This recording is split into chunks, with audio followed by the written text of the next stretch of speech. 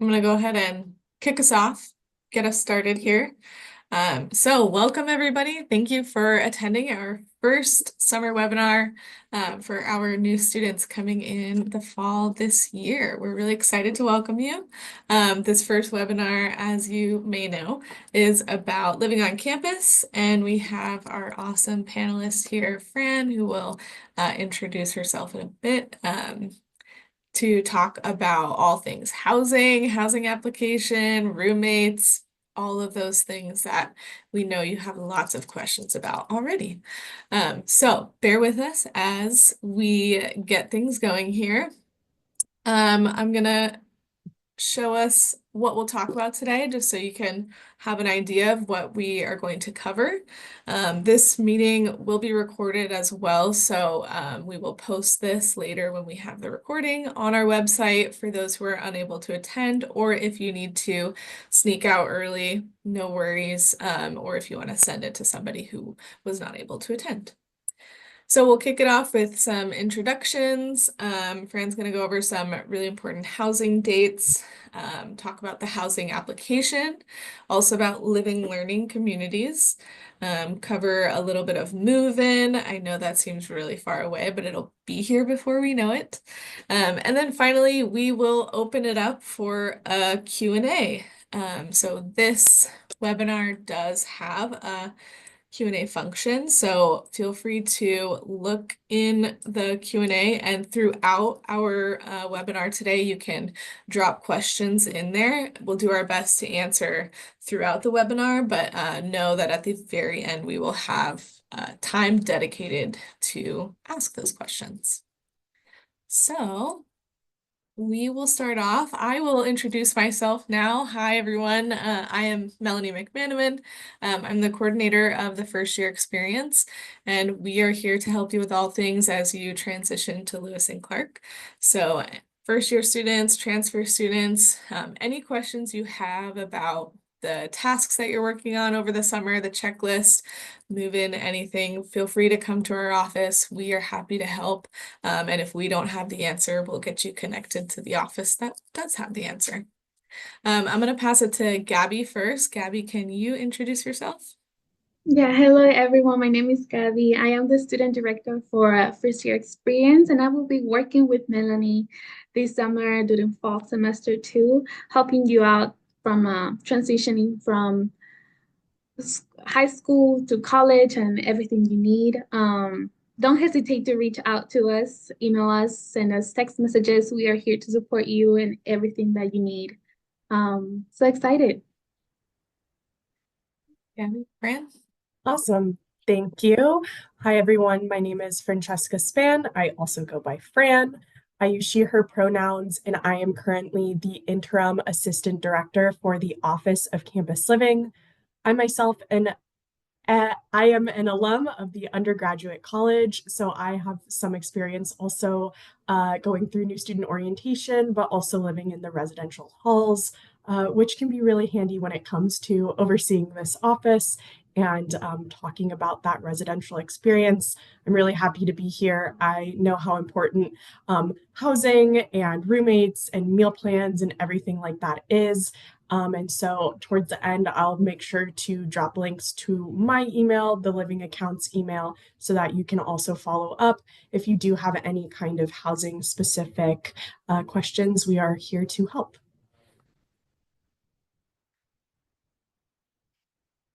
Okay. So I'm just going to jump right into it and get us going by talking about some of these important upcoming dates as it relates to housing, accommodations for housing, and some of our other offerings within campus living. So we have opened up our new student and transfer student housing applications on our housing portal. They're currently open and accepting applications. You should have received emails from the first year experience about logging into your housing portal. You do have to create your lclark.edu email account before you are able to access our housing portal. The housing portal has multiple steps. including reading information about living on campus, and if this applies to you, also connecting with the Office of Student Accessibility for your housing accommodations. If you believe you need housing accommodations, whether that's access to a gluten-free kitchen, a single room accommodation, a mobility need as it relates to accessing housing, please, please, please follow up with OSA. There's details on how to do that on your first year checklist, and you do have to get those accommodations filed with their office by June 16th. The other thing that is currently open for students to work on is their living learning community applications. I believe that we'll be talking a little bit about living learning communities later on in this presentation. So I'm not going to get too far into them right now, but that application is also open and available. We have a few different dates just to keep aware of in June. Both the housing app, the LLC application, and housing accommodations need to be wrapped up by June 16th. And then our LLC committee turns around to offer those LLC acceptances by the 20th so that you can reply to us by the end of June. We then will spend the month of July working on housing assignments and placements, and we plan to get students their housing assignments by early August. Usually we're able to get that out just after registration happens a few days into August. Next slide, please. Great, and then just a few fall dates to keep on your radar. These are also included in our housing application, but I want to make sure folks here are aware of them. So if you are a fall athlete and part of a team that comes to campus early, we anticipate your arrival right in mid-August. Please follow up with your coaches about your arrival dates and timelines. Campus Living does work really close with the coaches to make sure that your room space is ready for your move-in and that your keys are ready for your collection too. NSTs will arrive on campus between the 20th and the 22nd. It is a little bit dependent on which NST you are participating in. Now, this is a question I get all the time is, when I show up for my NST, can I please move my items into my room? So when you get to campus for NSTs, we will actually ask you to work with the College Outdoors office to store your items in their secured warehouse on the graduate student campus. And when you come back from your NST, that is when you'll be allowed to move into your fall assignment. So for all NST participants, that's going to be on August 27th. If you are not participating in an NST and you're not a fall athlete, your move-in day is going to be Thursday, August 28th. More details about your move-in will come from our office and the FYE office. That is also the first day of orientation. There's a few other dates to keep in mind, like fall break. We do keep the halls open over fall break, but you're welcome to leave campus. The same goes with Thanksgiving break. And then the dates to keep in mind when the halls do close is over the winter break. We do offer winter break housing. There is a fee associated with winter break housing. And if you don't apply for winter break housing, the halls are closed for that month of winter break from December 18th to January 19th, 2026 for this coming year. Next slide, please. Great. So we will jump into the housing application, and just to provide some more details on that housing application. All housing applications are accepted on our housing portal. Like I mentioned previously, you do have to have your lclark.edu email created in order to access the housing portal and application. When you get to the main screen, you'll want to press that student login, and it will use our single sign-on. So you use your LC email account, the LC25- email, and then the same password that is associated with that account. And from there, you'll be able to see the apply for 2025-26 housing. Next slide, please. And this is exactly what I just referenced. There is a little bit of a lag time between when you make your email account and being able to kind of get into the housing application. That being said, once you're in there, the application itself takes only around 30 minutes to complete. And we do have a how-to guide on the front page of the portal in case you are ever in need of assistance on navigating through the housing application itself. The one other thing I'll throw out there is the time in which you submit your housing application between May 12th and June 16th has no bearing on your housing assignment. As long as you get your application in by June 16th, we will consider it on time and work on your assignments, all first year assignments, once we get into the latter end of June. So just keep in mind, there's no big rush, but you do need to make that June 16th deadline. That is our preference. Next page, please. Excellent, thank you. This is just a screenshot of our public-facing webpage on our lclark.edu. The full college's webpage, our campus living page is full of a lot of information that's super helpful. And under the applying for housing dropdown, there's one specifically for incoming first year and transfer students that really breaks down all of these different parts of the housing application timeline. I also put a red box over the button that you can access the document that gives you information on how to access the portal and what's in store on the housing application itself. There's also a how-to document for building roommate groups and a button to easy navigate to the housing portal.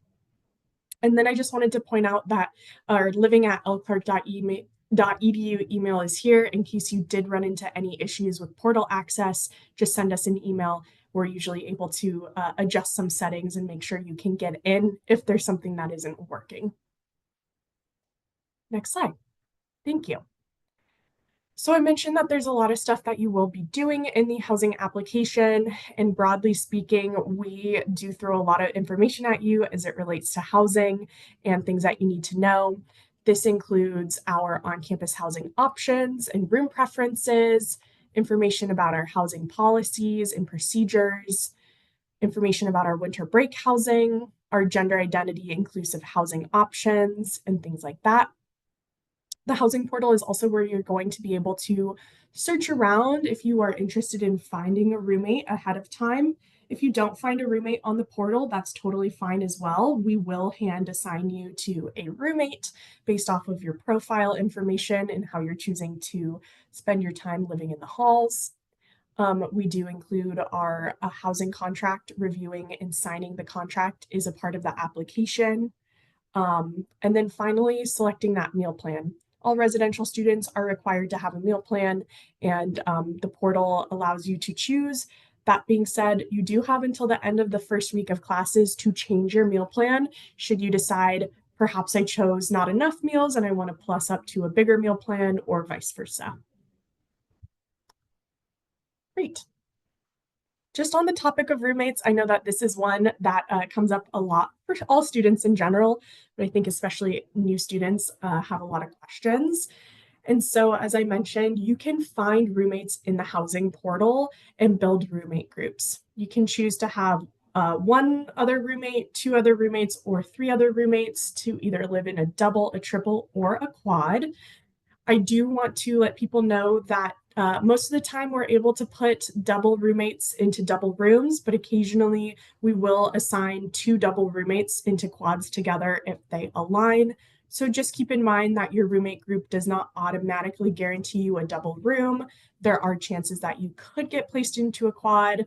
If living in a quad is something you're concerned about, you might want to spend some time chatting with the Office of Student Accessibility about why a quad room might not work out for you. That being said, the housing portal does allow you to search based off of people's preferences. So if you said, I'm a really heavy sleeper and I want someone who keeps the windows closed and is also a heavy sleeper, you can choose those settings to connect with people and search around, send messages, communicate with people back and forth before you decide to build that roommate. And like I said, if you're not seeing anyone who really clicks with you, that's also okay. We will hand assign people to a roommate and a building assignment based off of the information they give us. All first years do have to have a roommate unless they have a single room accommodation. So just keep that in mind for yourself. Next slide. Great. Moving into those accommodations. So I did allude to this before, but there's a few different reasons why students would need an accommodation, whether that's an ADA accessible room without stairs, a single room, access to a gluten-free kitchen. There's truly such a wide array of accommodations. I can't capture them all in one page or even one video. So that is where OSA is one of the offices that works with students on their disability-related housing accommodation needs. To document that, you do have to have a provider's note and work with OSA. There are some other students who do have more faith-based accommodation needs, and that is something that they would work with the Center of Spiritual Life's director, Hillary Martin Hyman, on a faith-based accommodation. Again, this looks like a plethora of different kinds of accommodations, and is something that Hillary works with students on an individual basis to make sure that their needs are being met. But just for example, this might look like access to a private restroom to perform some different cleanliness rituals that are related to certain faiths. So if you think any of those apply to you, I do suggest you look into them sooner than later. Next slide. Thank you. Meal plans, touched on this before, but they are required for all on-campus students. There are a few different types of meal plans. Everyone has a different dining preference. You might find that you want a lot of meals because you eat a lot of food and that's really convenient for you, or you might want one of the smaller meal plans that just suits your appetite a little bit better. You might choose to cook a meal every once in a while in the dining hall. Sorry for not updating this. The date by which those meal plan changes can be made is going to be on Friday, September 5th at 5 p.m. You can at any point over the summer let us know about your meal plan change, and we can get that updated on your account for you. Next slide. Okay. I'm going to take a moment and take one sip of water. Great. So we are going to talk a little bit about living learning communities. Living learning communities are different parts of our buildings that have a communal theme and mission that we provide to students in the form of programming and connections with other offices that exist on our campus. There are many LLCs that new students can be involved in. There is one living learning community in particular that is not eligible for first-year students to live in.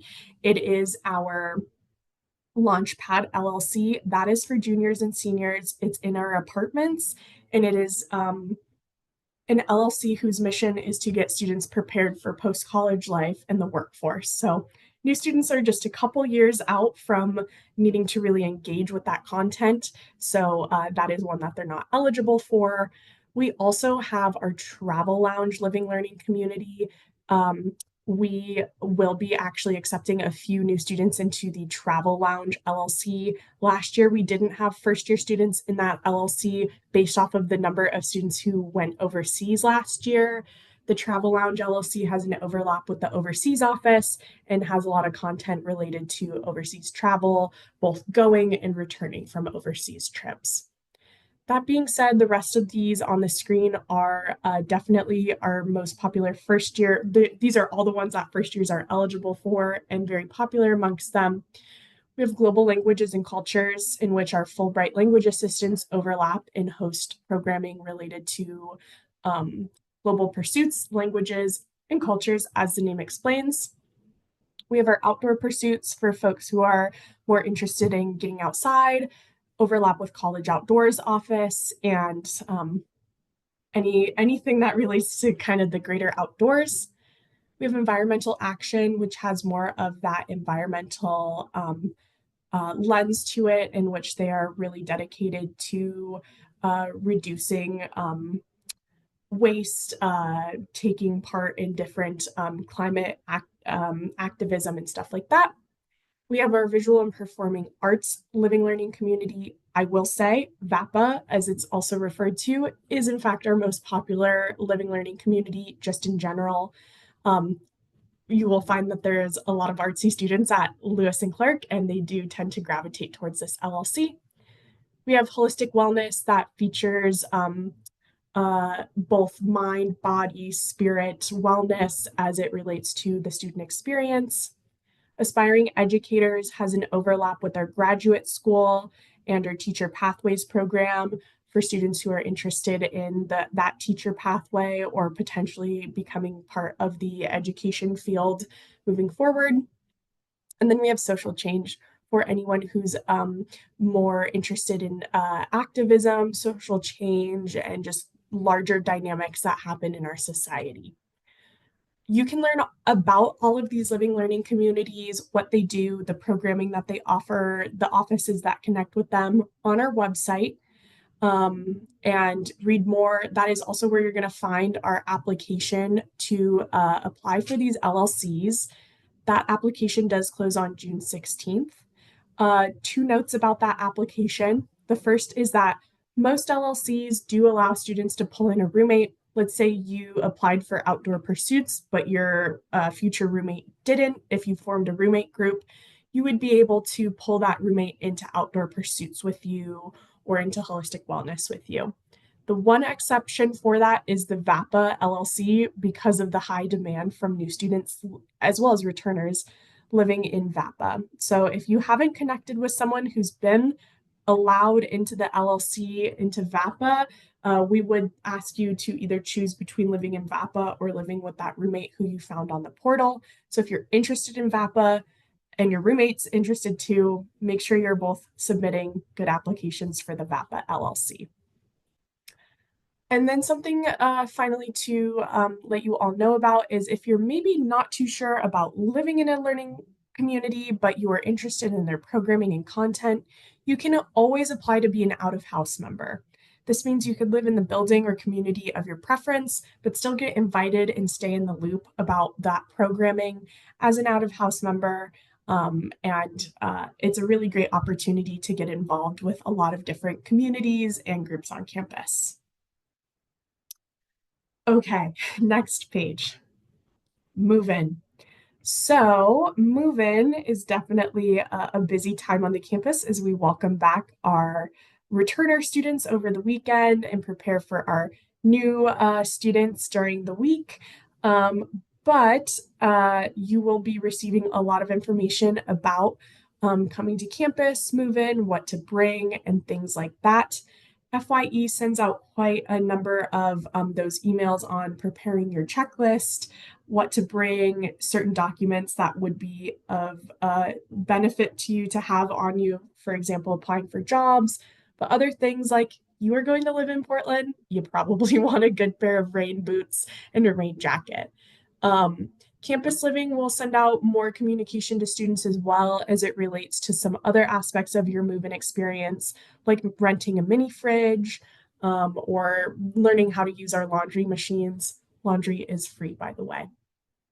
That being said, I know I touched on this previously, but we do have these different earlier arrival move-in dates for these different groups. So those fall athletes will move in mid-August, follow up with your coach on your exact move-in day, and then those NST participants who will move in on Wednesday, August 27th into their fall assignment, with the asterisk that if you are participating in the PDX Arts NST, you are on campus for that entire trip and you would move directly into your fall assignment if you are participating on the Creative PDX NST.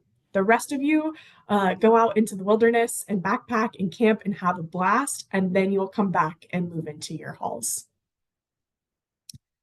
Okay, I will round out before we jump into some Q&As and answer some questions on where you can find me and others in my office in case questions come up at any point during your summer or your time as an LC student. One of the best ways to get a hold of us is going to be to send us an email, living@lclerc.edu. Someone is always in office during the academic year, including on the weekends. In the Odell Annex, we are staffed with student workers 10 a.m. to 7 p.m. every day, and professional staff members are in office Monday through Friday, 9 to 5. So when you make it to campus in August, you're always welcome to stop by the Annex. We're a great resource for getting your questions answered. Over the summer, we do have some slightly different times. So if you're trying to visit us on the weekend in the summer, we will not be around. Just throwing that out there. During the school year, once you do make it to campus, we do want to let parents know that once we make it to the first day of classes, FERPA and federal laws are in effect, and we always want to center students as our main point of communication.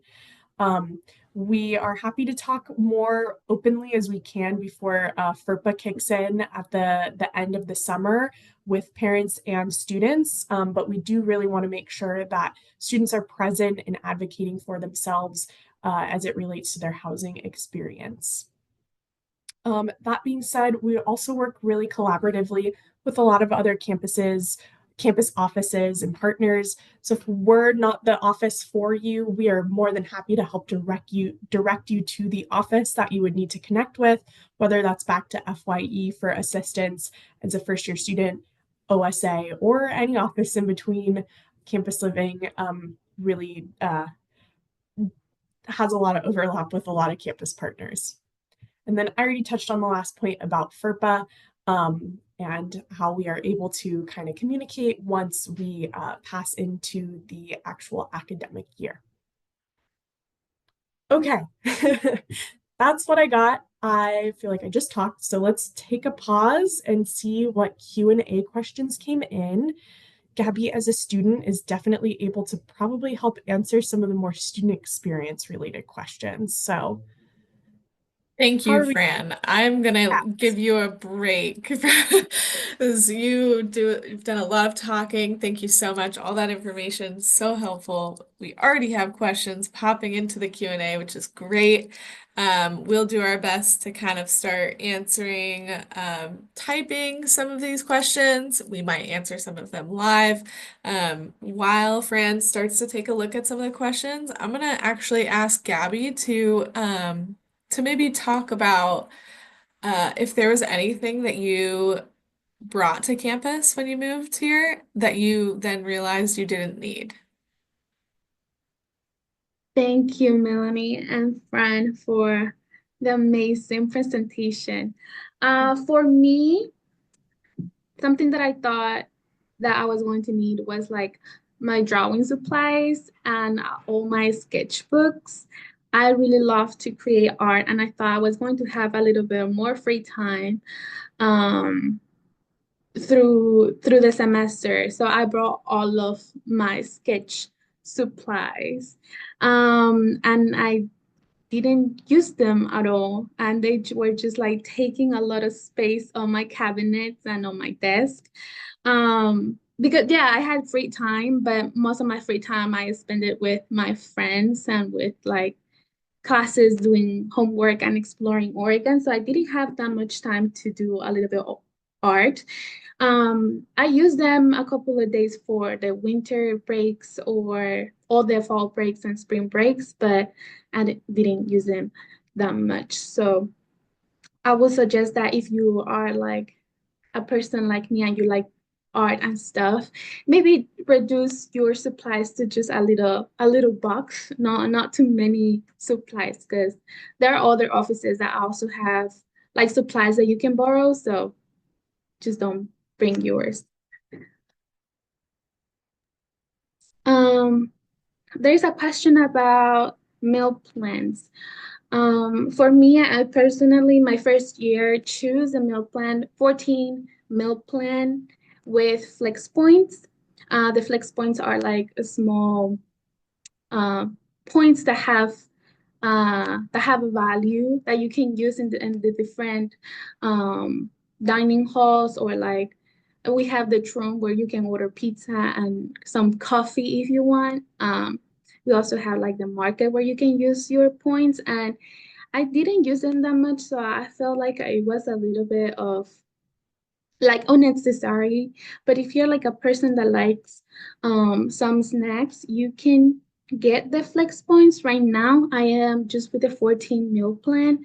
That means, if I'm not doing the wrong math, is 2 meals per day, which it works definitely for me. I normally eat breakfast like around 9 and dinner around 6. So I feel like I don't I'm not hungry during the day. I think it's enough, and you can always like borrow a topper from the uh, dining hall and just get some food to go. I am Um, gonna, oh, yeah, okay.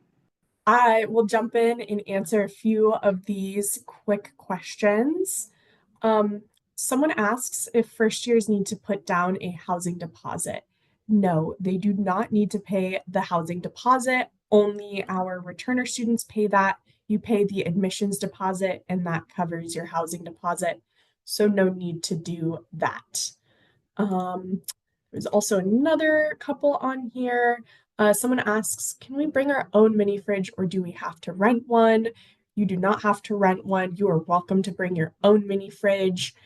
There are also fridges in every single communal kitchen. Obviously, you run the risk of storing items in a communal space that others have access to. That being said, some students do choose to forego having a mini fridge, but the choice is up to you if you want to rent one or purchase your own to bring to campus. Let's see. Another question I see is about accommodations in LLCs. Someone said, if a student has a single accommodation, will they automatically be excluded from participating in an LLC if that dorm does not have single rooms? This is a great question. And luckily, the answer is that all of our res halls do have single rooms. The number of single rooms is a little bit different residence hall to residence hall. And you might find that the single room that works best for your accommodation needs is adjacent or parallel to where the LLC technically is. But we should be able to get any student who's interested in living in an LLC into a single room or a room that meets their accommodation needs within that LLC's area, if that makes sense. Um, Okay. there are a Yeah. couple questions about the residence halls. Yes, all residence halls have a kitchen communal area that you can cook. Um, so you should be able to use it. Um, And some things that I wish I brought to college on my first year was a mattress topper. You definitely need that one. I will suggest 3 inches or plus. So you want to rest and have a nice sleep at night. Also, a fan will be very useful. Um, yeah.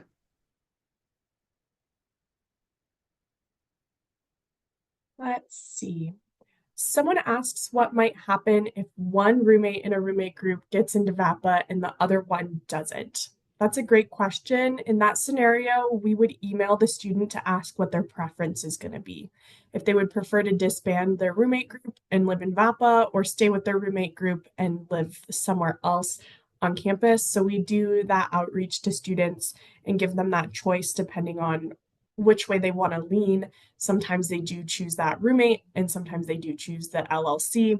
It's just a little bit dependent on that student and what kind of connection they had made with that roommate. Should that roommate not have been on the same page about applying for VAPA or maybe just didn't get in based off of demand. Kind of in that similar vein, what happens if you get accepted into VAPA but have a different hall on your first preference? Would you get placed into Platt Howard or have the option to adjust your preference? So if we offered you an LLC placement and you accepted that LLC placement, that placement would now override your housing preference. You wouldn't need to go in and update those preferences. If you confirm an LLC placement, that's where we would place you into. Those preferences are there for other students. Obviously, if you're not in an LLC, we take those preferences into account, but we do take that LLC acceptance as kind of overriding those general building preferences. Okay, I see a question here. Are suite style doubles open to first years? If so, how do we apply? So this year and this coming year, we've offered something called a suite style double. If you've been kind of looking around on the housing site, you probably saw that we have that special housing option. These are quad style rooms that only two residents live in and choose to pay an additional price per semester to keep it as a double occupant quad rather than 4 people. I am still working my way down my list, and it's going to take me a little bit of time to figure out how many, if any, I can offer to first year students. So if we are able to offer suite style doubles to first years, we will send out an email to take interest and open up a form for them to apply. So for right now, they're not currently available. Hold tight if that's something you're interested in. Our office will send out some emails if and when we're able to confirm that is an option. Okay, let's see.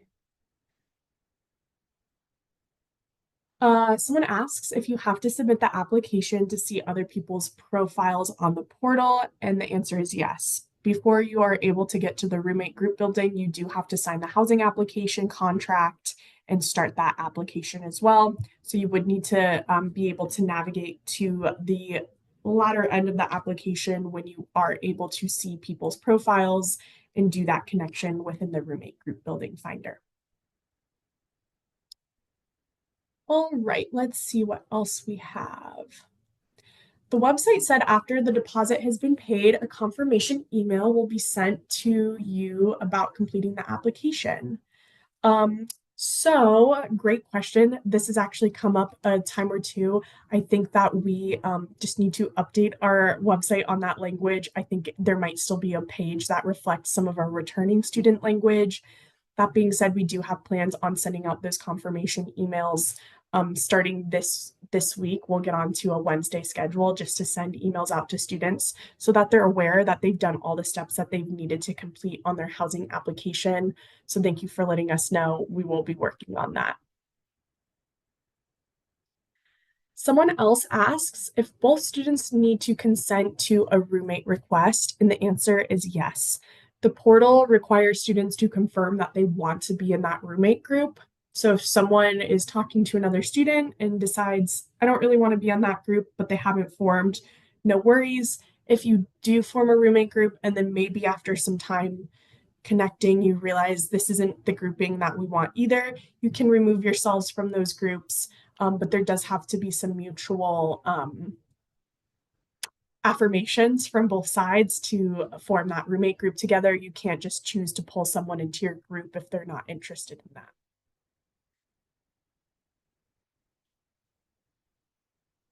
Okay, let's see. Someone asks, is there any advantage to using flex points instead of cash or card?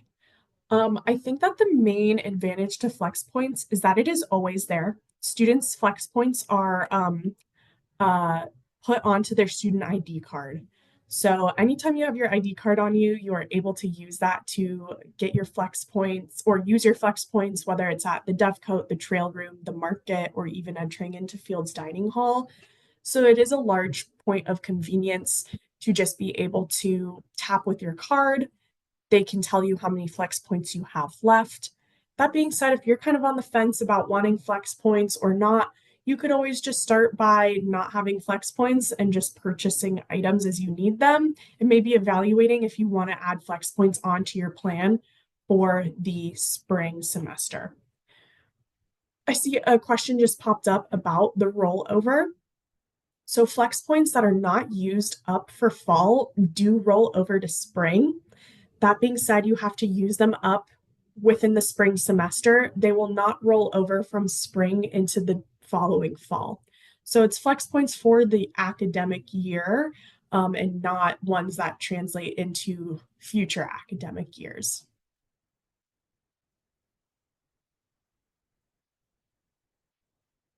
Okay, let's see. I see that there's some questions about securing items to the walls and what is and isn't allowed. Great question. Double-sided tape, definitely allowed. Blue painter's tape, also very allowed. Command hooks are allowed. That being said, we do caution students about what type of surface they are putting command hooks on. We have just different wall types in our buildings based off of the the age of that building, if I'm being quite frank. Some of our buildings are a little bit older than others. And so that means that some of the walls are just made out of different materials. So command hooks on certain plaster or drywalls, as any normal house, just have a little bit more of a tendency to sometimes rip off some of that wall surface compared to other surfaces. So use caution with using command hooks, but they're fine to use.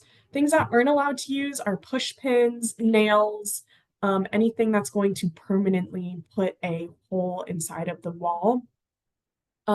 We also don't allow students to hang anything from any kind of piping that is in the halls, like the fire system piping. So just keep that in mind when it comes to purchasing string lights or other items to hang. That being said, I've seen students kind of rig up a few command hooks to hang up a tapestry or just kind of tape posters or flyers onto their wall. That's pretty typical, I would say.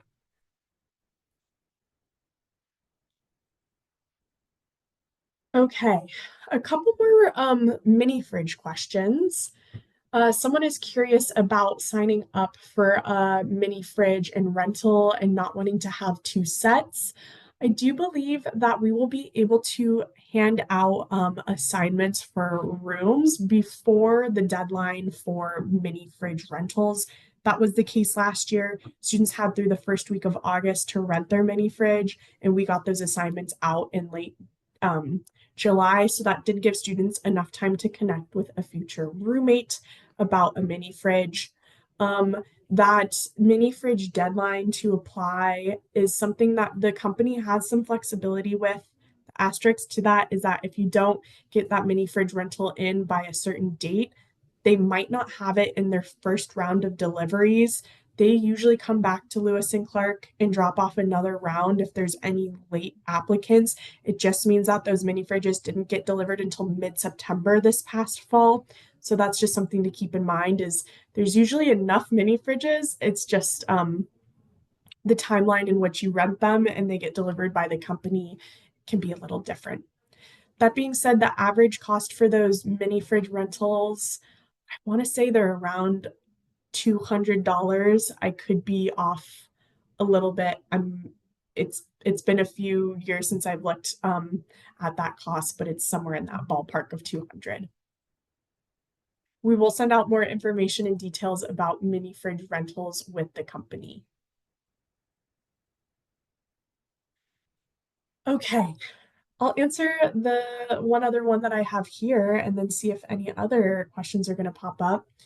But someone asks, if we get placed in an LLC, do we need to redo the roommate selection? And the answer is no. You won't be able to do roommate selection again, but unless you're in VAPA, you are able to pull that roommate in. So unless your friend has, or this person you connected with about being roommates has an issue with living in that LLC, you would be able to pull them in with you into that LLC. The exception, of course, is for those VAPA residents. And so that would be something that we would email you about if that wasn't an option for that roommate.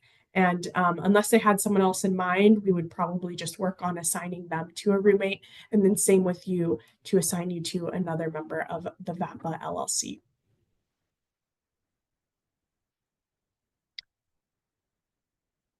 Okay.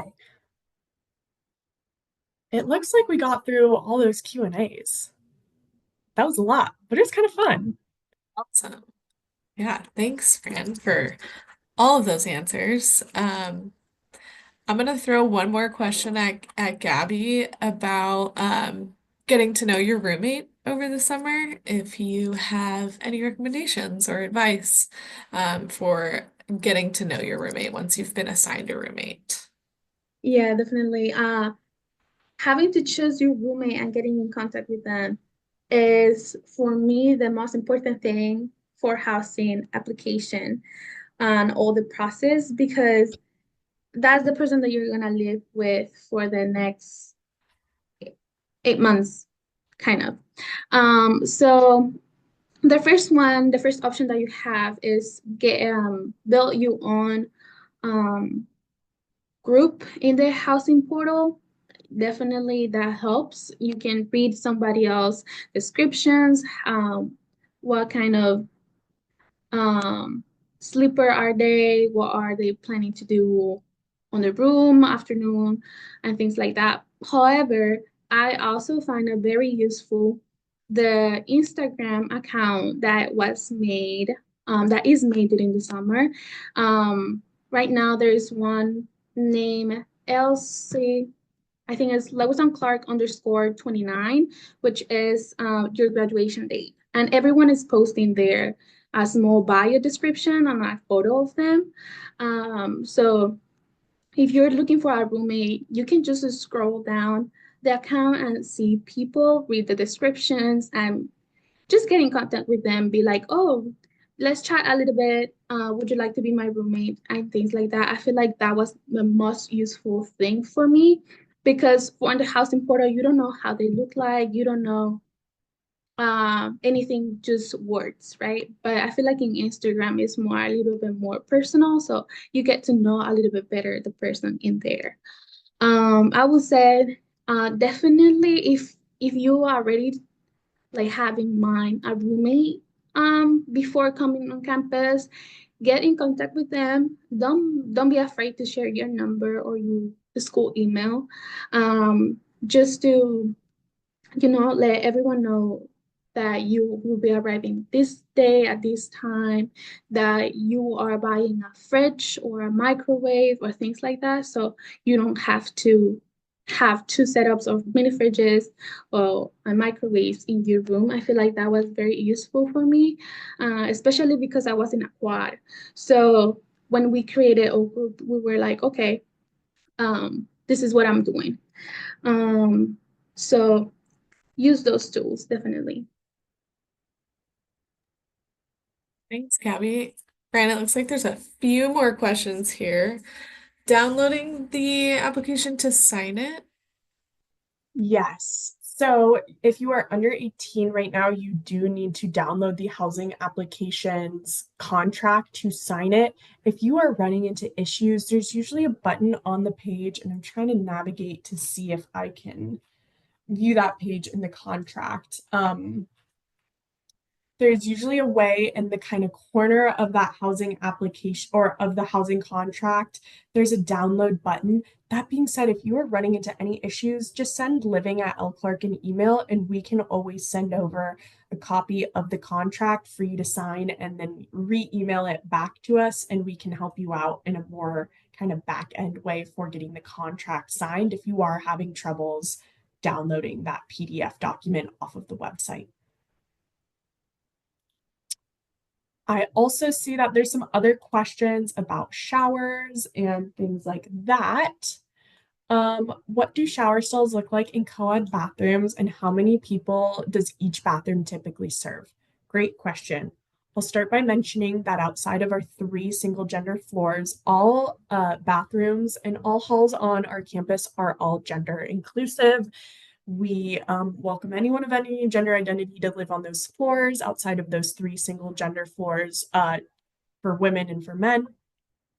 And so the bathrooms on all the other floors look a little bit different based off of what building you're in, but all of them have stalls for showers, stalls for restrooms, and then sinks for, brushing your teeth, washing your hands, and things like that. It does differ a little bit which halls have kind of a certain style of shower stall and things like that. And then as far as the ratio of people to bathroom, it's usually there's some certain ratios that we have where it has to be a certain number of people to bathrooms. I want to say it's like there has to be, and of course now that we're on Zoom, I'm going to get it wrong, but I'd want to say it's like there's one shower stall and one toilet for every, I want to say 6 or 8 residents. There's some ratio like that in the halls. But again, the number of bathrooms that there are also kind of changes building to building because each building hosts a different number of residents. Okay, let's see. question about what halls are available for transfer students. So transfer students are eligible to live, and it depends a little bit on what kind of transfer student you are and how many credits you're coming in with. That being said, if you are an incoming sophomore transfer student, you would be eligible to live in our sophomore and up housing. So this includes all first year buildings, Copeland Forest, Platt Howard, and Stuart Odell Aiken, as well as Holmes and Hartsfeld. Holmes and Hartsfeld are part of our HHA complex, which is Holmes Hartsfeld in the apartments. And we do reserve a few beds for those incoming transfer students to live within Holmes or Hartsfeld. Those are buildings that just based off of the students having to be sophomores and up are probably more in that kind of same age and class standing alignment as our incoming transfer sophomores. Another question about the double becoming a quad. So I think you got it maybe confused. We are offering some special options in which we would facilitate a quad as a double room. So instead of 4 people in a 4-person space, it's 2 people in a 4-person space. We just have yet to be able to offer that to new students. And if we are able to, we will email them directly about that special housing option. We're still just trying to confirm how many students of this incoming class are living with us and if we're going to see any of our returning students decide to cancel their housing to move off campus for the academic year. Okay, let's see. What if you wish to move mid-semester? So there are definitely students who make it to LC and realize that maybe their roommate or just the building or any plethora of other reasons isn't meeting their needs and they do need to connect with their RA and or their area director before they kind of move forward with contacting the central office. Talking with your RA or your area director. And area directors, by the way, are full-time professional staff members who oversee different residential areas. So connecting with an RA or an AD is that first step to kind of figure out what's the issue with your room or your roommate, what has been done, if anything, to try and resolve those issues. And if a room change is the next step, that is when they connect you with the central office to work on a room change. And then someone like myself would reach out and give a few different options if they are available for making a room change. And then we work with that student to lay out a timeline for completing that room change, making keys available, collecting old keys and stuff like that. So yeah, that's the overview on mid-semester room changes. We get requests like that. That's pretty normal. Okay. Finally, I am coming in with sophomore level standing. Would I be eligible for the car lottery or would I have to wait until my second year?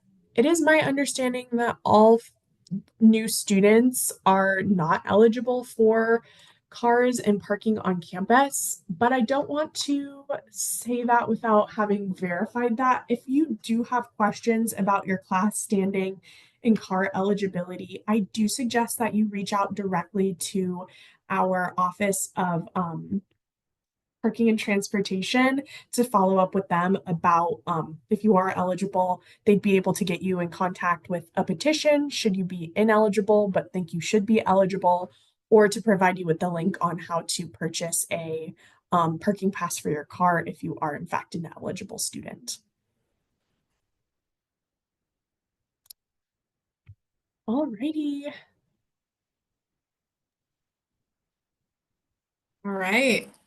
It's looking like finished up with all the questions. Last call out for any questions. Bike storage, yes, plenty of bike storage on campus, in the halls, also on campus near our library. Yeah.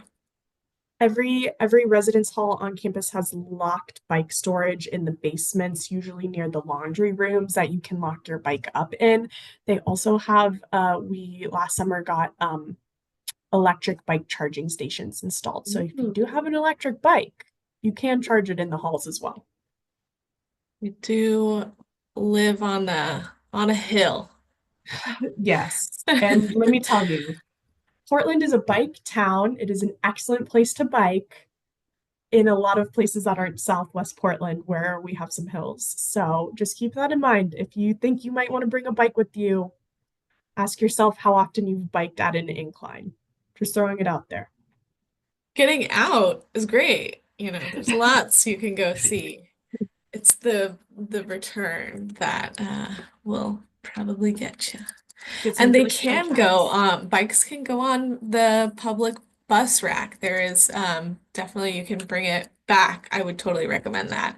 And all first year students as well will be placed in small groups with a peer mentor that will take you into the city and take you around and show you also how to use public transportation and get you access to a TriMet bus pass. So if that is something you're interested in, know that as a first year student and as a transfer student, you'll have a group and a peer mentor that will provide you with that. All right. We've got a couple minutes to the end here, but I think I don't see any more questions. So I am going to end it here and thank everybody for attending, for all of your questions. A little shout out for our next webinar, which is happening a week from today at the same time. And if you have questions, more questions about accommodations, be it residential accommodations or any, academic accommodations, please drop into our webinar next week where the Office of Student Accessibility, OSA, will take us through some of what they do and answer any questions you have. That is it for us. Thanks, everybody, and we will see you next week.